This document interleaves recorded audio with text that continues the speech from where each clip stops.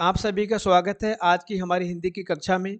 आज इस वीडियो में हम हिंदी विषय के 30 महत्वपूर्ण प्रश्नों को हल करेंगे व्याख्या के सहित में, जो कि पूर्व परीक्षाओं जैसे CTET, REET, UPTET, super TET, UTET आदि में पूछे जा चुके हैं और आगे आने वाली आपकी सभी परीक्षाओं में आपके लिए बहुत ज़्यादा उपयोगी रहेंगे। चलिए यहाँ पर हम व्याख्या सहित प्रश्नों को हल करते हैं, कौन से आपके उत्तर सही होंगे और वीडियो के लास्ट में आप लोग अपने राइट रिस्पॉन्सेस या सही उत्तर मेंशन करेंगे कितना आपका क्वेश्चन यहाँ पर सही है। यूपी टेट के सेक्शन में आपको कविता की कुछ पंक्तियाँ दी गई होती हैं, जिनके आधार पर आपको प्रश्नों के उत्तर देना होता है, या फिर कोई गद्यांश दिया गया होता है जिनके आधार पर प्रश्नों के उत्तर देना होता है। तो सबसे पहले आप ध्यानपूर्वक कविता की लाइनें या पंक्तियाँ या फिर गद्यांश को पढ़ेंगे, जिनके आधार पर आपको उत्तर देना होता है। ठीक है, तो चलिए हम इस कविता को ध्यानपूर्वक पढ़ लेंगे, उसके आधार पर हमको प्रश्नों के उत्तर देना है। ठीक है, तो यहाँ पर हमारा पहला प्रश्न है, हरा भरा जीवन का अर्थ है। हरा भरा जीवन का अर्थ है।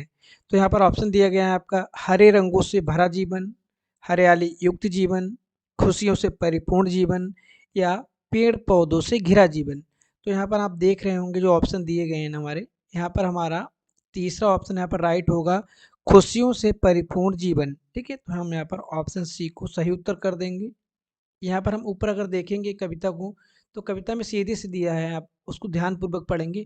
हरा भरा हो जीवन अपना, स्वस्थ रहे संसार, नदियाँ पर्वत पेड़ हवा से आती है बाहर, बचपन कोमल तन मन लेकर आए अनुपम जीवन लेकर, जग से तुम और तुमसे ये सारा ये प्यारा संसार, हरा भरा हो जीवन अपना, स्वस्थ रहे संसार। ठीक है, तो हमारा यहाँ पर पहला ऑप्शन करेक्ट हो जाएगा। दूसरा प्रश्न है हमारा, कौन सी चीज़ें बाहर लेकर आती हैं हमारे जीवन में, कौन सी चीज़ें बाहर लेकर आती हैं। ऑप्शन ए पहाड़ों की चोटियाँ, ऑप्शन बी समस्त प्राकृतिक उपादान, ऑप्शन सी पेड़ों की हवा, ऑप्शन डी नदियों की आवाज़। तो यहाँ पर बात हो रही है कौन कौन सी चीज़ें होती हैं जो हमारे जीवन में बाहर लेकर आती हैं। तो यहाँ पर जो समस्त प्राकृतिक उपादान होते हैं वो हमारे जीवन में बाहर लेकर आते हैं। ऑप्शन बी यहाँ पर आपका सही उत्तर हो जाएगा। ठीक है, जब हम कविता को देखते हैं, ठीक है, फिर हम कविता में देखेंगे यहाँ पर क्या है आपका, देखो यहाँ पर दिया नदियाँ पर्वत पेड़ हवा, ठीक है, से आती है बाहर। तो यही चीज़ें हैं हमारी, क्या नदियाँ पर्वत पेड़ आदि बाहर लेकर हमारे जीवन में आते। तो हमारा यहाँ पर ऑप्शन बी सही हो जाएगा।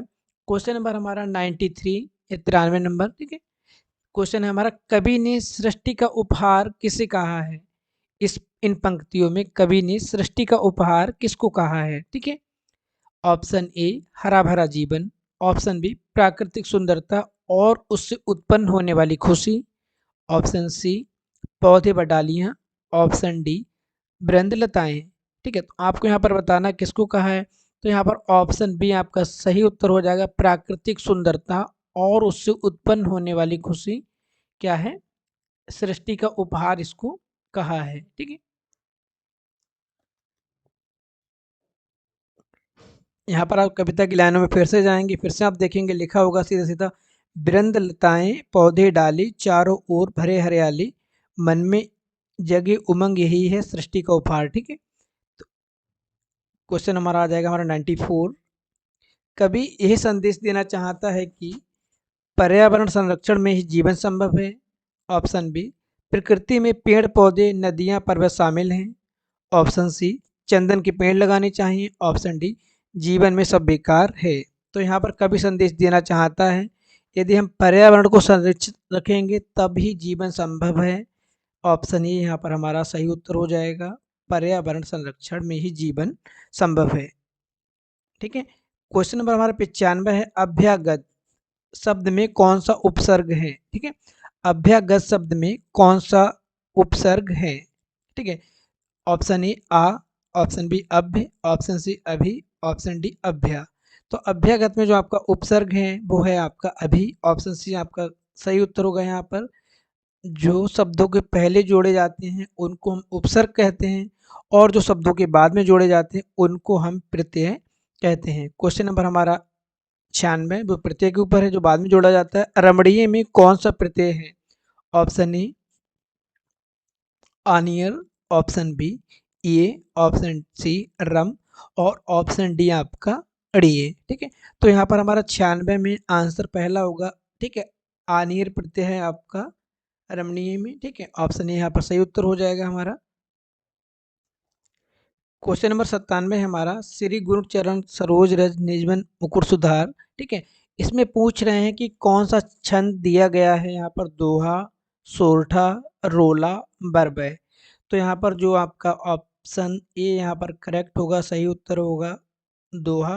दोहा कैसे होगा, जो हमारा छंद होता है जिसके पहले और तीसरे चरण में 13-13 मात्राएं होती हैं और दूसरे और चौथे चरण में 11-11 मात्राएं होती हैं, वहाँ पे दोहा होता है। तो यहाँ पर आप देखेंगे श्री में आपका 2 मात्राएं आएंगी। ठीक है, और फिर आपका गुरु में 1-1-2। ठीक है, चरण में 3 मात्राएं आएंगी, सरोज में आपकी 4 मात्राएं आएंगी और रज में आपकी 2 मात्राएं आएंगी। यहाँ पर आपकी हो जाएंगी 13। ठीक है, उसके बाद में आप देखेंगे दूसरे वाले को, ठीक है, चरण को, यहाँ पे निज में आपकी 2 मात्राएं आ जाएंगी, मन में 2 मात्राएं आ जाएंगी, मुकुर में 2 आ जाएंगी, 3 आ जाएंगी और सुधार में 4 आ जाएंगी। तो यहाँ पर आपकी हो जाएंगी कितनी, 11। फिर हम तीसरे चरण में फिर से जाएंगे, वर्णों में आपकी आ जाएंगी यहाँ पर 4 मात्राएं, रघुवर में आपकी 4 मात्राएं आ जाएंगी, विमल में 3 मात्राएं और 2 मात्राएं जसु में आ जाएंगी। फिर हम जाएंगे चौथे चरण में, जो में आपकी 2 मात्राएं आ जाएंगी, दायक में आपकी 4 मात्राएं आ जाएंगी, फल में 2 और चारी में 3। तो यहाँ पर हमारा हो जाएगा क्या, दोहा। दोहे में क्या होता है, पहले और तीसरे चरण में 13 मात्राएं, दूसरे और चौथे चरण में आपकी 11 मात्राएं। और जो सोरठा होता है वो उल्टा होता है इसका, पहले और तीसरे में 11, दूसरे चौथे में 13 मात्राएं। क्वेश्चन नंबर 98 की हम बात कर लेते हैं, इन शब्दों में से कौन सा शब्द हिंदी शब्दकोश में सबसे अंत में आएगा, क्लीब, क्रम, कृषक, कृषाणु। ठीक है, तो यहाँ पर आपको बताना है कौन सा आएगा। तो यहाँ पर आएगा आपका ऑप्शन ए क्लीब। क्यों, देखो का के बाद में आपका, देखो यहाँ पर हमारा पहला वर्ड दिया गया है का। ठीक है, का के बाद में अगला वर्ड हमारा है यहाँ पर रा। ठीक है, तो रा पहले आता है आपका। ठीक है, दिया गया क्रम, कृषाणु, कृषक और रा या ला, ला आपका आता है बाद में। तो यहाँ पर हमारा जो सबसे अंत में कौन सा आएगा, वो आएगा क्लीब।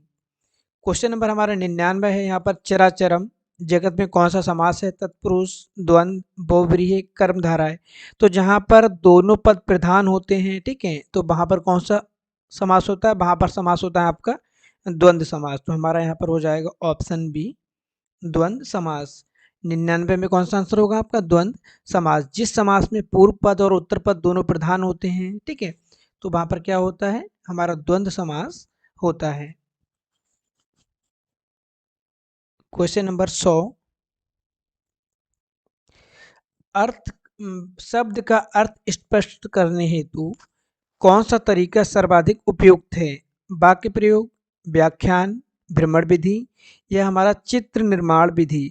तो अगर हम किसी शब्द का अर्थ स्पष्ट करने की कोशिश करते हैं तो सबसे जो प्रचलित तरीका है, जो सर्वाधिक उपयुक्त है, वो हमारा वाक्य प्रयोग। यहाँ पर अगर बच्चा एक वाक्य में अर्थ नहीं समझा तो हम कई तरह के वाक्य बना देंगे वहाँ पर, जिससे कि बच्चे का कॉन्सेप्ट क्लियर हो जाएगा, वो शब्दों के अर्थ को बहुत भली भांति समझ पाएगा। क्वेश्चन नंबर 101 हमारा, भाषा शिक्षण की पद्धति नहीं है, किंडरगार्टन, मॉन्टेसरी, अभिक्रमित अनुदेशन और डे क्रॉली। ठीक है, तो यहाँ पर जो भाषा शिक्षण की पद्धति नहीं है वो है हमारे यहाँ पर अभिक्रमित अनुदेशन। ठीक है, यहाँ पर हमारा हो जाएगा ऑप्शन डी। यहाँ पर जो किंडरगार्टन है फ्रोबेल के द्वारा दी गई है, मॉन्टेसरी आपकी डॉक्टर मैडम मरिया मॉन्टेसरी के द्वारा दी गई है और डेक्रॉली दी गई है आपकी ओबिट डेक्रॉली के द्वारा। और अभिक्रमित अनुदेशन, ठीक है, ये जो कॉन्सेप्ट है व्यक्तिगत अनुदेशन के ऊपर आधारित, ये दिया गया है बीएफ स्किनर के द्वारा। क्वेश्चन नंबर 102, बालक की प्रारंभिक शिक्षा उसकी मातृभाषा में ही दी जाए, यह मानना है किसका, ठीक है, मॉन्टेसरी का, महात्मा गांधी का, फ्रोबेल का या आपके किलपैट्रिक का। तो ये मानना है किसका, बालक को प्रारंभिक शिक्षा उसकी मातृभाषा में दी जाए, ये कथन है हमारे महात्मा गांधी जी का। ऑप्शन बी आपका यहाँ पर सही उत्तर हो जाएगा। क्वेश्चन नंबर 103, व्याकरण शिक्षण के लिए उपयुक्त नहीं है, ठीक है, आगमन विधि, निगमन विधि, अव्यकृति प्रणाली, कक्षा विनय विधि। तो यहाँ पर जो कक्षा विनय विधि है ये उपयुक्त नहीं होगी। क्यों, देखो जब हम व्याकरण की बात करते हैं, शिक्षण की बात, तो यहाँ पर नियम होते हैं हमारे, ठीक है, उनके प्रयोग करने होते हैं। तो यहाँ पर आगमन निगमन विधि तो हमारा प्रयोग होगा ही, ठीक है, जहाँ पर हमारे क्या होते हैं, सामान्य से विशिष्ट की ओर और विशिष्ट से सामान्य की ओर। पहले हम रूल बताएंगे बच्चों को, ग्रामर के नियम बताएंगे, उसके बाद उनको करवाएंगे, या फिर हम पहले एग्जाम्पल बताएंगे उसके बाद हम उनको नियम बताएंगे। तो ये दोनों मेथड तो यूज ही होंगे हमारे। और जो अव्यकृति प्रणाली ये भी हमारे ग्रामर में यूज होगी। कक्षा अभिनय हमारी यूज होगी प्रोज में, नाटक में, ड्रामा में, ठीक है। तो यहाँ पर हमारा 103 में कक्षा अभिनय प्रणाली है, वो व्याकरण शिक्षण के लिए उपयोगी नहीं है, ठीक। क्वेश्चन नंबर 104, आनंद कादम्बिनी पत्रिका का प्रकाशन कहाँ से होता है? बनारस से, मिर्जापुर से, इलाहाबाद से और लखनऊ से। तो जो हमारा आनंद कादम्बिनी पत्रिका है उसका प्रकाशन होता है मिर्जापुर से, और 1881 में बद्री नारायण चौधरी प्रेमघन जी के द्वारा संपादित की गई थी। तो हमारा यहाँ पर ऑप्शन बी सही उत्तर हो जाएगा, मिर्जापुर। क्वेश्चन नंबर 105, आदिकाल की रचना है। Option A Akhrawat, option B Chhatrasal Dashak, option C Deepshikha, option D Khuman Raso. तो यहाँ पर जो हमारी अखराबट है ये लिखी गई है किसके द्वारा? मलिक मोहम्मद जायसी के द्वारा, जो कि भक्ति काल के कवि हैं, प्रेमश्री शाखा के, ठीक है। और यहाँ पर जो हमारा छत्रपाल दशक है, ठीक है, छत्रपाल दशक किसके द्वारा लिखी गई? कविवर भूषण जी के द्वारा, जो कि रीतिकाल के कवि हैं आपके। और हमारे दीपशिखा महादेवी वर्मा जी के द्वारा, जो कि आधुनिक काल की कवियत्री हैं। इसके बाद में जो हमारी खुमान रासो है ये हमारी है आदिकाल की रचना, जो कि दलपत विजय जी के द्वारा लिखी गई है।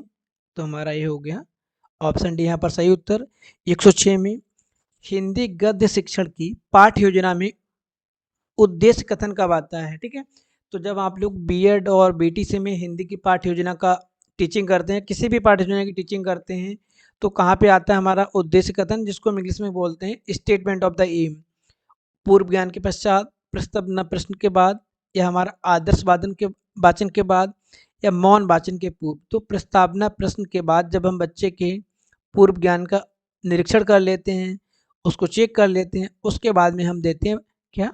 अपना उद्देश्य कथन। तो हमारा यहाँ पर 106 में ऑप्शन बी सही उत्तर हो जाएगा। प्रस्तावना प्रश्न के बाद में पाठ्य योजना में उद्देश्य कथन आता है। क्वेश्चन नंबर 107, आचार्य रामचंद्र शुक्ल का निबंध संग्रह है। तो यहाँ पर बहुत ज़्यादा रामचंद्र शुक्ल जी का जिसके लिए फेमस है, जिसके लिए वो प्रसिद्ध हैं, उस संग्रह का नाम है चिंतामणि, ठीक है, ऑप्शन बी। और जो माटी का फूल है ये यहाँ पर इन्होंने मिस्टेकनली गलत दिया है, ये माटी का फूल नहीं है, या तो माटी की मूर्त होंगी या फिर चिता के फूल, ठीक है। माटी की मूर्तें या चिता के फूल जो दी लिखी गई हैं राम वृक्ष बेनीपुरी जी के द्वारा, ठीक है। क्षण बोले कड़ मुस्काए, क्षण बोले कड़ मुस्काए, ये हैं आपके कन्हैया लाल मिश्र जी के द्वारा। और जो आपका आलोक पर्व है, पूर्व नहीं है, आलोक पर्व है आपका, ठीक है, आलोक पर्व लिखा गया है हजारी प्रसाद द्विवेदी जी के द्वारा। क्वेश्चन नंबर 108, राष्ट्रवादी कवि रामधारी सिंह दिनकर जी को उर्वशी के लिए ज्ञानपीठ पुरस्कार किस वर्ष प्रदान किया गया? ठीक है, तो उर्वशी के लिए रामधारी सिंह दिनकर जी को जो उर्वशी के लिए ज्ञानपीठ पुरस्कार प्रदान किया गया था 1972 में किया गया था, ठीक है। 1972 में 1972 में रामधारी सिंह दिनकर जी को उर्वशी के लिए ज्ञानपीठ पुरस्कार प्रदान किया गया था, ठीक है। और यहाँ पर जो उर्वशी इनका है, ठीक है, क्या है? एक काव्य संग्रह है, काव्य है जहाँ पर देवलोक की अप्सरा उर्वशी और राजा पुरुरवा की कहानी का वर्णन किया गया है। क्वेश्चन नंबर 109, सहज शब्द है आपका तत्सम, तद्भव, देशज या आगत। तो यहाँ पर जो ये सहज शब्द है हमारा आगत शब्द है, मतलब दूसरी भाषा से लिया गया है। तत्सम शब्द कौन से होते हैं? जो हमारे संस्कृत भाषा के शब्द होते हैं उनको हम लोग क्या बोलते हैं? तत्सम शब्द बोलते हैं, ठीक है। और तत्सम शब्द में मतलब क्या होता है? यहाँ पर देखो, ऐसे शब्द जो संस्कृत से ज्यों के त्यों लिए गए होते हैं या जो संस्कृत भाषा से उठाए गए होते हैं। फॉर एग्जाम्पल कोप, पंचम, द्वितीय, ठीक है। और हमारे तद्भव शब्द कौन से होते हैं? संस्कृत से हिंदी में आने पर जिन शब्दों का रूप बदल जाता है उनको हम लोग बोलते हैं तद्भव। जैसे आग तद्भव है आपका, इसका तत्सम क्या होगा? अग्नि, ठीक है। जैसे आपका 5 है, ठीक है, ये क्या है? तद्भव है, लेकिन संस्कृत की बात करेंगे या तत्सम की तो पंच हो जाएगा वहाँ पर। और देश शब्द हमारे कौन से होते हैं? ऐसे शब्द जो देश या के हमारे देश के भागों में या हमारे क्षेत्रीय भाषाओं में बोले जाते हैं, जो हिंदी के शब्द होते हैं। फॉर एग्जांपल थैला है आपका, लोटा है। आपने देखा होगा बहुत ज़्यादा रीजनल वाइज या क्षेत्र वाइज हमारे देसी शब्द होते हैं जिनको बोला जाता है, ठीक है, जो कहीं और से उधार नहीं आए होते हैं, उनको हम लोग बोलते हैं क्या? देशज शब्द। आगत शब्दों को हम लोग बोलते हैं विदेशी शब्द, ठीक है। ये कौन से होते हैं? जो अन्य देश की भाषाओं से आए हुए होते हैं, ठीक है, जो हिंदी भाषा में सम्मिलित हुए हैं। इन विदेशी भाषाओं में कौन कौन सी भाषाएं आपकी? मुख्यतः अरबी, फारसी, तुर्की, अंग्रेजी व पुर्तगाली और उर्दू शामिल है। तो हमारा यहाँ पर आगत हो गया। क्वेश्चन नंबर 110, वनिता का प्रयोग किस अर्थ में किया जाता है? तो वनिता का प्रयोग किया जाता है, ऑप्शन बी यहाँ पर सही होगा, नारी या स्त्री, ठीक है, या प्रिया, या हम इसको प्रेयसी बोल सकते हैं। क्वेश्चन नंबर 111, ठीक है, क्वेश्चन नंबर 111 में आपका मुकुंद किसका पर्यायवाची है? मुकुंद किसका पर्यायवाची है? तो मुकुंद भगवान विष्णु जी का पर्यायवाची है, ठीक है। मुकुंद का मतलब मुक्ति मुक्ति प्रदान करने वाले कौन है? श्री हरि विष्णु। तो यहाँ पर विष्णु जी का हो जाएगा ऑप्शन ये यहाँ पर सही उत्तर होगा। और भगवान शिव जी का दिया गया, इनके पर्यायवाची कौन से हैं? देखो, शिव शंकर जी के पर्यायवाची हैं महादेव, महेश, नीलकंठ, शंकर, गंगाधर, रुद्र, विश्वनाथ, भोलेनाथ, शंभु, त्रिलोचन, चंद्रशेखर, गिरीश, पशुपति, गौरीनाथ, ठीक है, बहुत से आप लोगों को पता होंगे। और जो हमारा भगवान सूर्य का है, दिनकर, रवि, भास्कर, प्रभाकर, दिवाकर, आदित्य, भानु, सूरज, पतंग, ठीक है, मार्तंड, सविता, मरीचि, अंशुमाली, दिनेश, हंस। कामदेव के हमारे कुछ रूप हैं, ठीक है, मनमथ, मनोज, ठीक है, काम, मार, दर्पक, कंदर्प, अनंग, ठीक है, रतिनाथ, मीनकेतु, पंचसर, रतिपति, मदन। इस तरह से बहुत नाम है हमारे जो बहुत ज़्यादा पर्यायवाची शब्द भी पूछे जाते हैं। काहेरे नालिनी, यहाँ पर ये जो एक वर्ड मिस है यहाँ पर, काहेरे नालिनी तू कुम्हलानी, तेरे ही नाली सरोवर पानी। ये कबीरदास जी की पंक्तियां हैं, ठीक है, जो उनके कबीर के पदों से ली गई हैं। क्वेश्चन नंबर 113, करपट का तद्भव रूप है। अब यहाँ पे जो करपट शब्द दिया गया है, इस तद्भव रूप का क्या है? इसका तद्भव रूप है कपड़ा, ठीक है, कपड़ा को हम लोग बोलते हैं तत्सम में करपट, ठीक है। तो यहाँ पर ऑप्शन डी आपका सही उत्तर हो जाएगा। अगला क्वेश्चन नंबर हमारा 114, यहाँ पर आपको वर्तनी की दृष्टि से सही शब्द युग्म को चुनना है। कौन सा जोड़ा सही है आपका? बारात, बसंत, बारात, बसंत, बारात, वसंत, बारात और वसंत, ठीक है। तो यहाँ पर हम आप देखेंगे ऑप्शन बी हमारा सही होगा, बारात और बसंत। क्वेश्चन नंबर 115, अर्ध स्वर कौन सा है आपका? ऑप्शन ए या, वा, ई, उ, रिर, लिर और आपका रिर और सा। तो आपका यहाँ पर जो हो जाएगा या और वा जो आपके होते हैं, इनको हम लोग बोलते हैं अर्ध स्वर।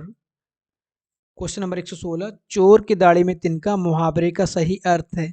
अपराधी का अपनी दाढ़ी खुजलाना, अपराधी का शंकाग्रस्त होना, अपराधी की पहचान हो जाना, अपराधी का अपनी पहचान छिपाना, ठीक है। तो यहाँ पर 116 में बहुत इजी है आपका, अपराधी का शंकाग्रस्त होना। तो ये हमारा हो जाता है चोर की दाढ़ी में तिनका।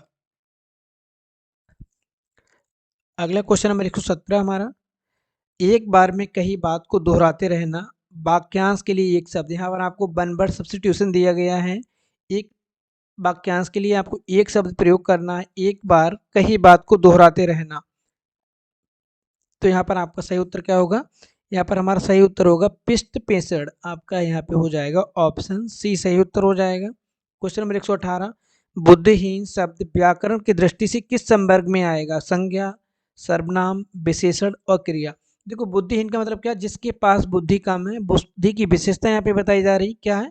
बुद्धि कम है उसके पास। तो ये हमारा हो जाता है यहाँ पर विशेषण, ठीक है।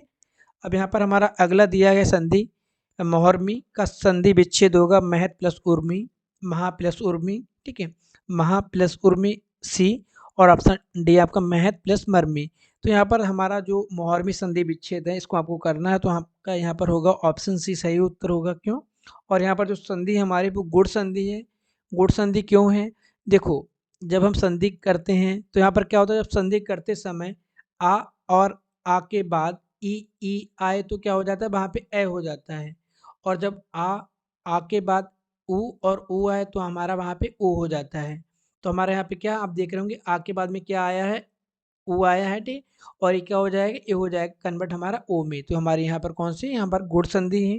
समष्टि का मतलब यहाँ पर हमारा हो जाएगा व्यष्टि। समष्टि एक हम एक समूह के लिए कहते हैं और व्यष्टि एक सिंगल पर्सन के लिए कहते हैं, सिंगल व्यक्ति के लिए कहते हैं।